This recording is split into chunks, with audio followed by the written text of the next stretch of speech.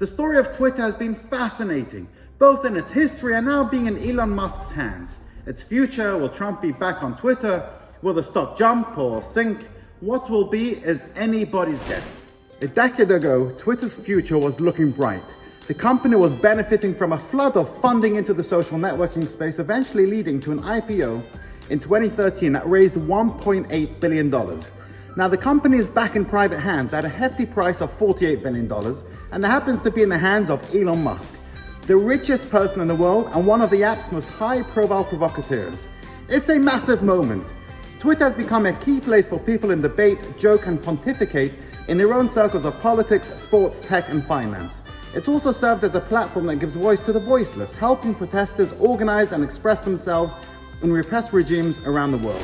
In recent years, however, Twitter and social media rivals like Facebook have been at the center of controversy over the distribution of fake news and misinformation, sometimes leading to bullying and violence.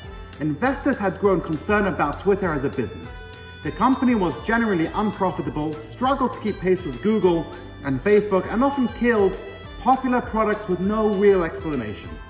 What follows is a brief history of Twitter, which despite its many flaws, is one of the most iconic companies to come out of Silicon Valley in the past 20 years.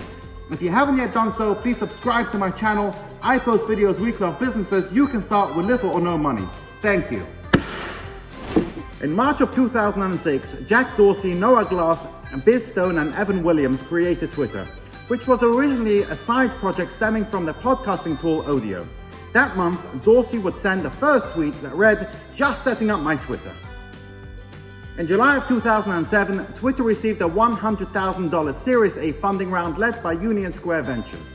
The app's popularity started to explode after being heavily promoted by the tech community during the annual South by Southwest conference. In October of 2008, Dorsey stepped down as CEO and was replaced by Williams. Now, according to the book Hatching Twitter by journalist Nick Bilton, Twitter's board fired Dorsey over concerns about the executive's management style and public boastings.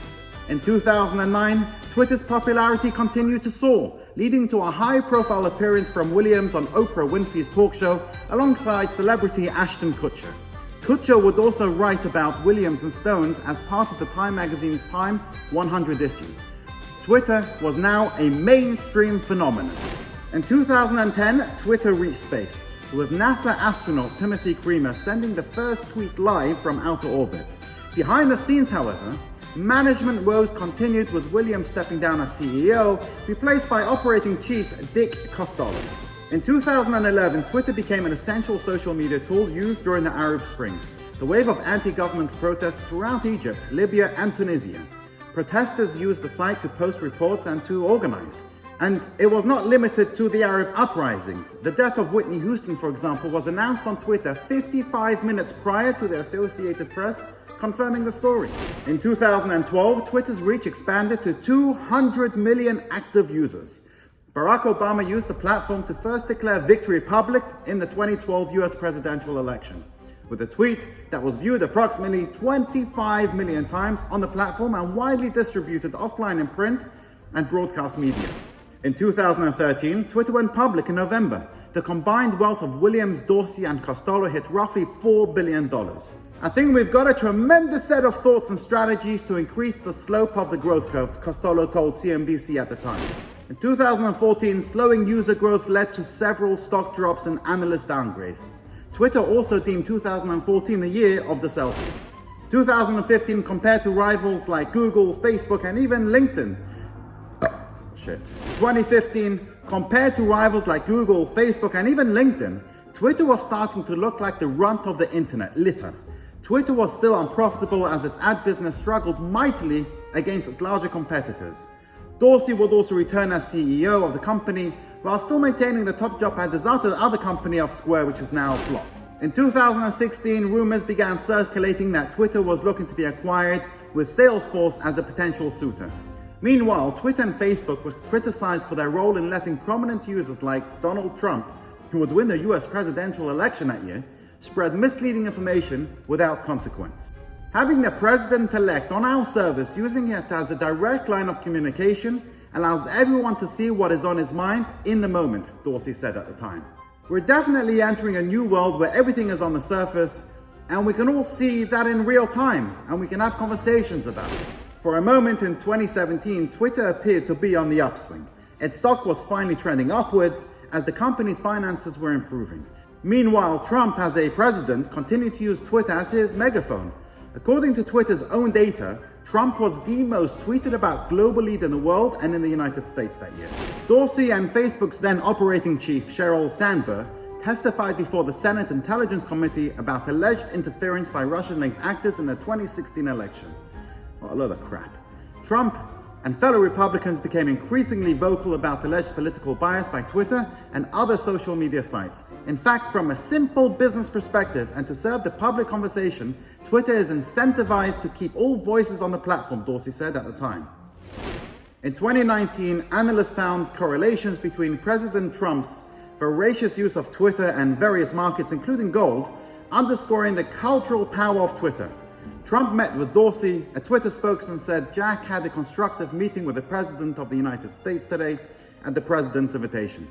They discussed Twitter's commitment to protecting the health of the public, conversation ahead of the 2020 US elections, and efforts to respond to the opioid crisis, the spokesman said.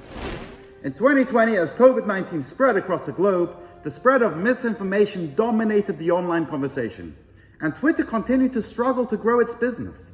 The service was also hacked that year, and miscreants gained access to over a dozen high-profile accounts, including those controlled by Joe Biden, Jeff Bezos, and Elon Musk.